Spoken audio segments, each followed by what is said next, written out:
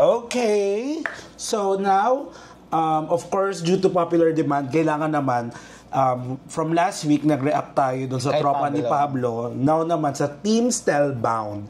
And of course, ang pumukuha ng attention natin may nag-Aegis. True. Alam mo, ang Aegis, mamaya, i-comment namin kung ano yung Aegis. Pero, for me, iba, pag Aegis kasi raw. Yeah.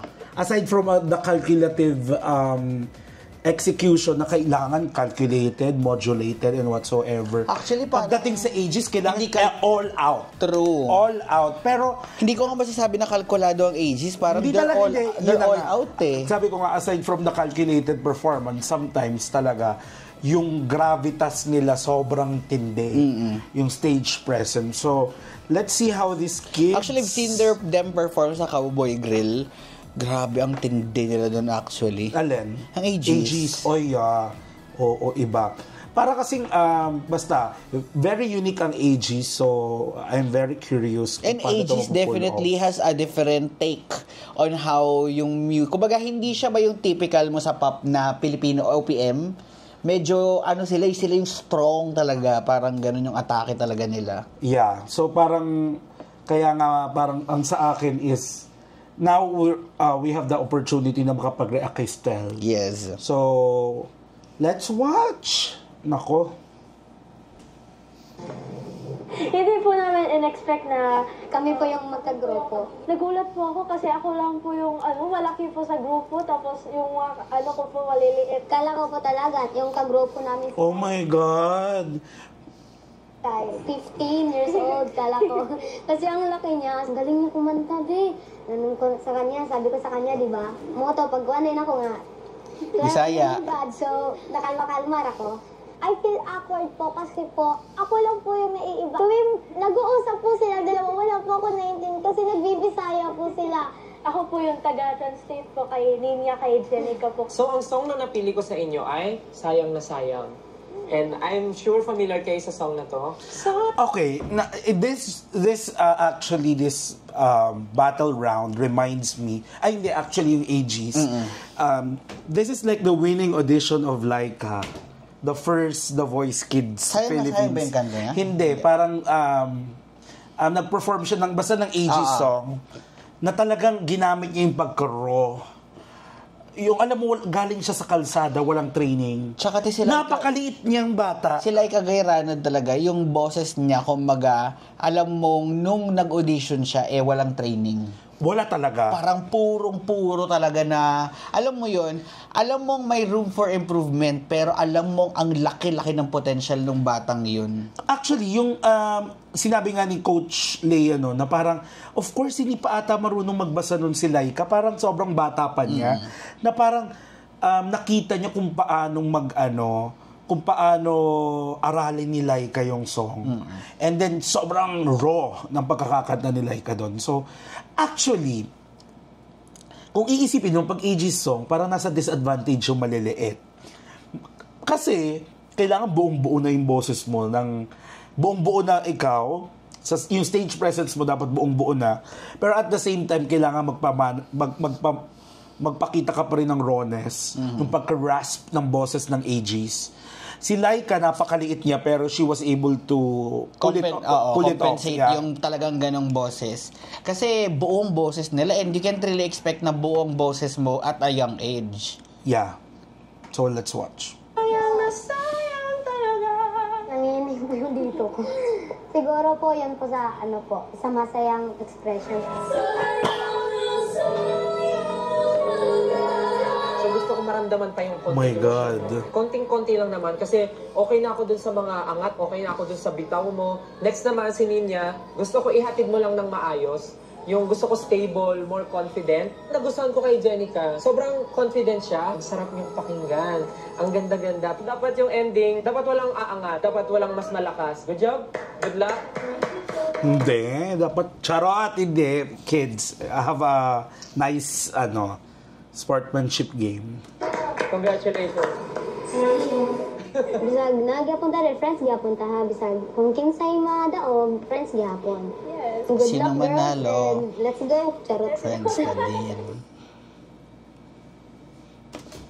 sorry Kuya Ding Dong, hindi na kami manonood.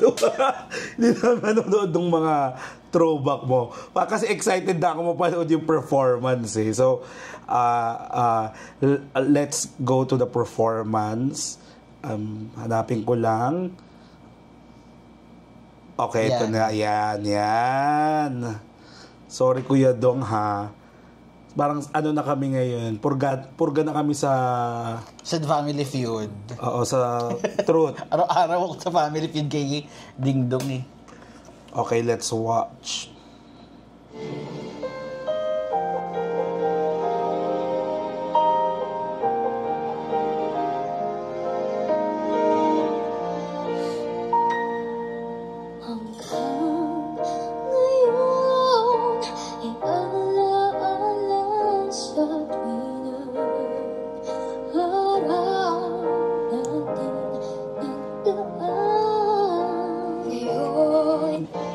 Sorry, I just have to replay, okay?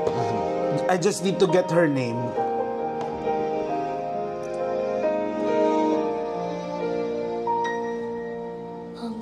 Jenica.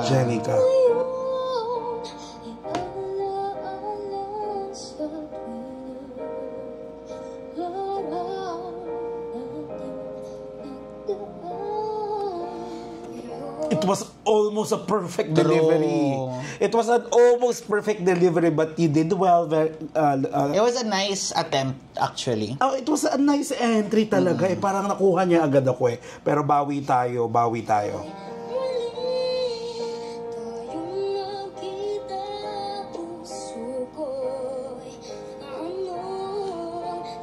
Yes, girl. Oh my God. Like ka rin ang name niya.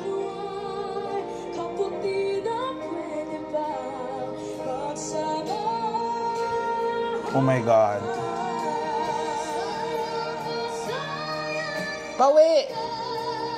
Bawi tayo. Oh my God, yeah.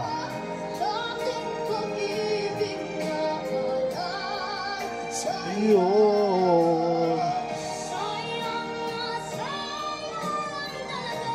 Go, girl! Go, Ninya!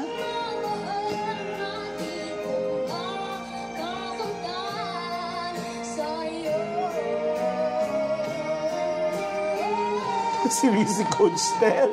Alam niya.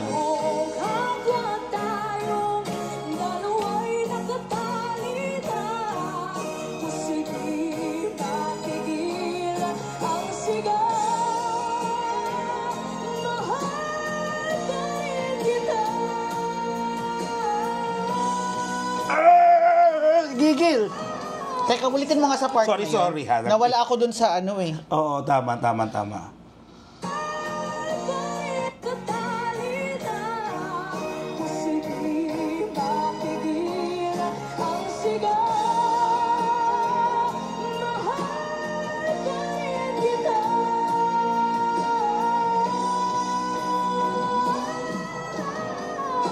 Hindi siya ganun ka-seamless. Pero good. Pero sige, mamaya para may versus dito eh. It's like if you're singing an Aegis song, it is very dangerous to be safe. Yeah.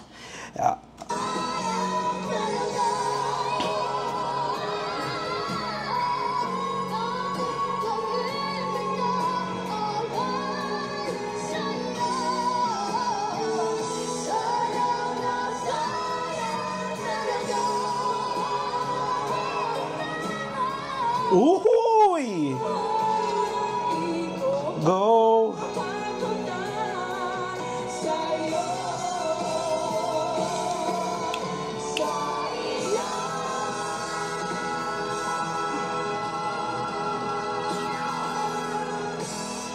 Okay, so I'm just gonna go back with their names para di tayo malito ha.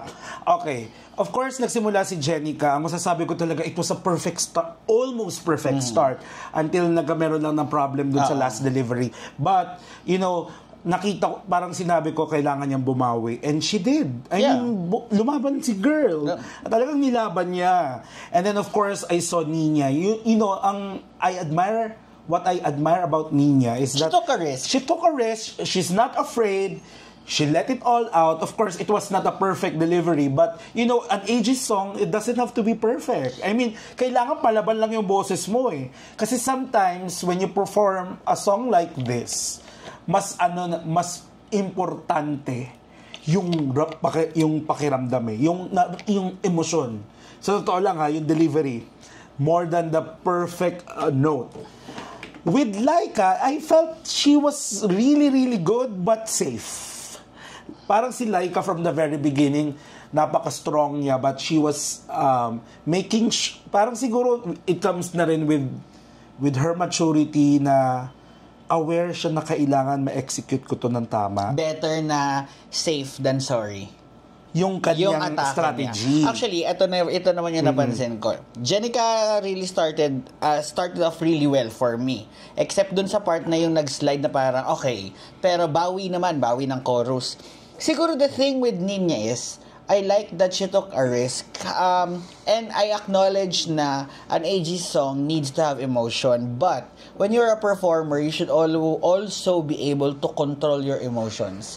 Ang dami ko kasi, yung part na to guys, hindi kami galit sa kanila ang dami kong part na narinig yung growl. Yung growl, which is yan yung ginamit ni Laika, season 1. For me kasi, Matt, ako din, kumbaga, we know naman Laika was still definitely a neophyte nung auditions niya. Yeah. So parang, hindi kasi ako fan talaga ng super daming growl. Kumbaga, growl or however you pronounce it, growls for me should be a lot of emotion. Yung hindi mo siya excessively gagamitin. And siguro, doon ako na burden sa part ni Nina. She's good, actually. Don't get me wrong. It's just that, kung meron, bakit ako mabibigay ng punto? Hindi naman ako musical expert. Siguro, kung ako lang as a listener for me, parang control mo yung part na yon. Learn to let everything... Ang ganda ng boses niya eh. Yeah. I-slide mo. Kasi, baka mamaya, nakokontrol... Kumaga, you should be able to control your emotions. Your emotions shouldn't control you. Which is why, among the three, I would choose Laika. Kasi, I think she knows her capabilities. Hindi pa alam niya siguro I like her self-awareness na baka magkamali ako dun sa part na yun. Yeah. Sige, ganito Actually, what I'm saying din talaga here is that Jenica, for me, nakita ko lumaban siya eh. Di ba lumaban siya, even Nina. With Laika, parang she was already established in the stage. Mm-hmm. Parang she knows, she's focused. And of course, sabi ko nga, sa isang Aegis song, sometimes safe is really a dangerous, being safe in a song like this is dangerous. However, ang Aegis song is a double-edged sword. Double-edged sword. However, isipin natin na these three, hindi naman kailangan nilang mag-sound like Aegis eh. True, yun din. They could have interpreted the song kung ano yung capability nila. Yes. And sometimes sa battles, mas papaboran ko yung ginamit yung sarili nilang kakayanan. Hindi naman nila kailangan kasi nakita ko kay Jenica at kay Nina, kailangan Aegis sounding. With Laika, safe siya. Kumbaga, safe siya and she used her wonderful voice. Ang ganda nga. Pero alam mo, sa totoo lang, kita ko yung itsura ni Coach Stel dito eh. Parang, even I will be confused. Tsaka alam mo, the thing I love with Stel is very self-aware. Kumbaga, I remember during nung TVK, yung una niyang TVK, he wasn't expecting to win.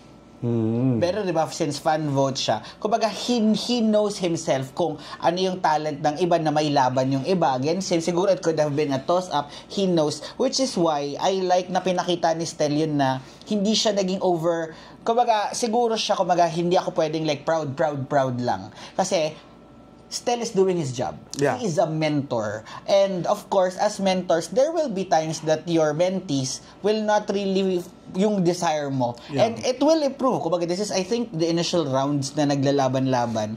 So, ako, I trust Stel when it comes to his decisions. Yeah, so, I think, Laika. Me to Laika. Tapos mali tayo. Pag mali, i-redo na lang natin. Hindi kami ganon. Okay. Pero, sa mga kids, ang galing. In fairness, it's a good, this is a good debut for you. Okay. Plus Estel pa ang coach nyo. Oo. We really don't have any idea kung sino pipiliin niya dito. So, Actually. let's watch.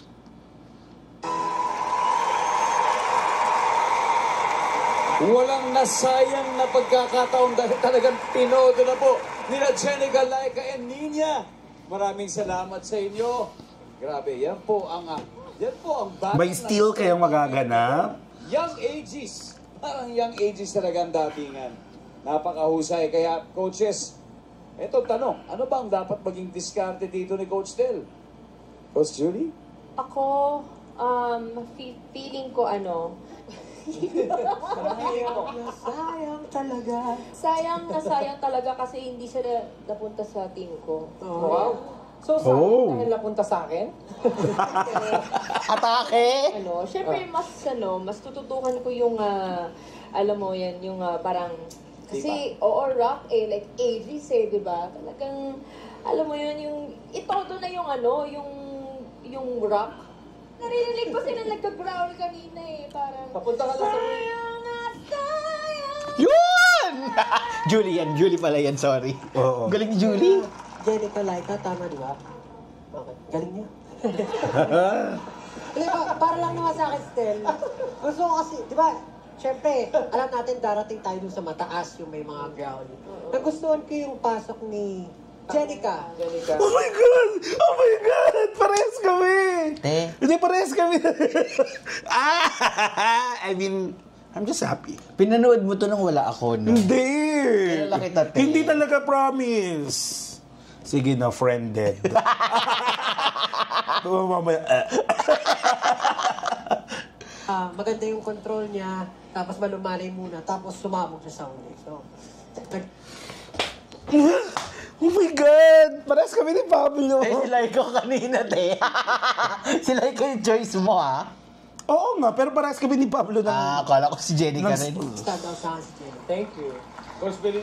Si Jenica nag-stand out. Pinili niya. Hindi Pablo. Hindi pala kami magkapareho.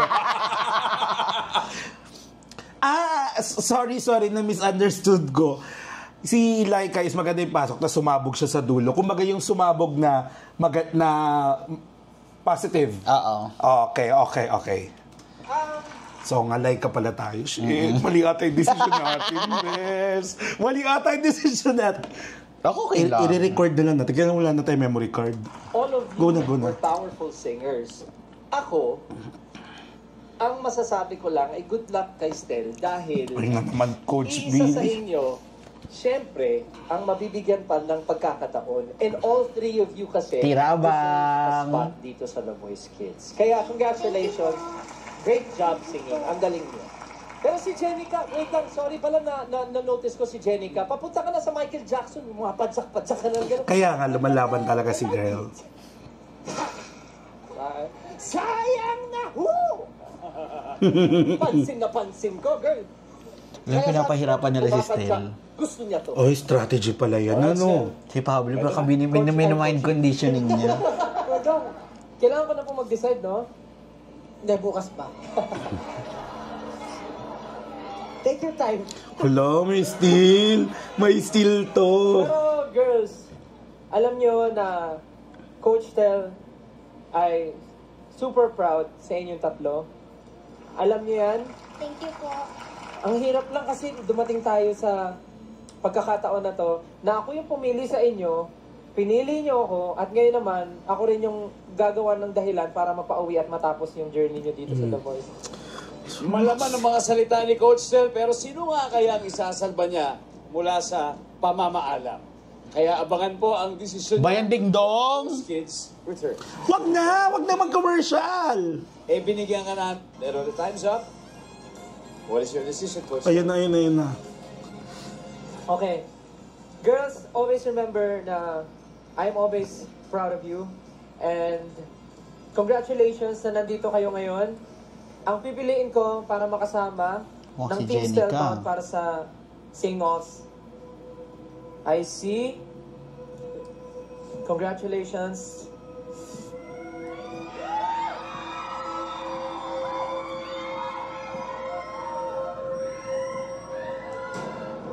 I love you so much, girls. Pero congratulations, Jenica.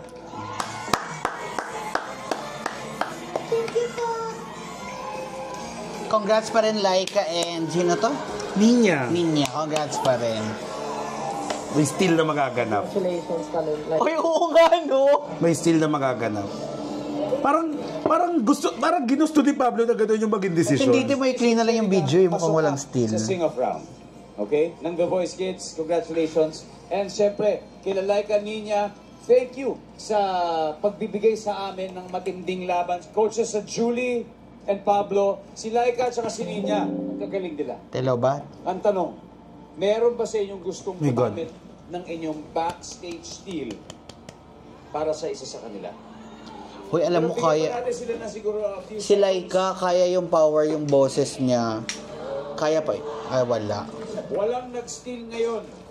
Pero baka mamaya meron. Pwede pa ba yun? Awon ko lang. Sayang. Pero yon, we made the wrong decision. Bida-bida lang po talaga kami. Oo. Akala namin katulad nung last week, magiging totoo na pa. Totoo. Oo. Pero at least hindi kami magre-record. Eh, yun talaga yung gusto. Kasi ako, for me, yun nga, naging ano yun. Yun yung... And we respect the Yes, judge, of no? course. So, sabi nga natin, may tiwala tayo kay Stel. So, kaya pang i-mentor ni Stel to Okay. a better performer. Solo-solo na next week, di ba? I O think palag-palag so. pa ba? So, congratulations, Team Stelbound, for having Jenica Yes. in your team. Pero a wonderful performance, no? Thank you. Well, actually, walang naiwan sa kanyang tatlo, eh. Wala naman. Diba? Okay. That's our reaction. Bye. Bye! I'm sure guys, my name is Blake. And this is Matt. Bye.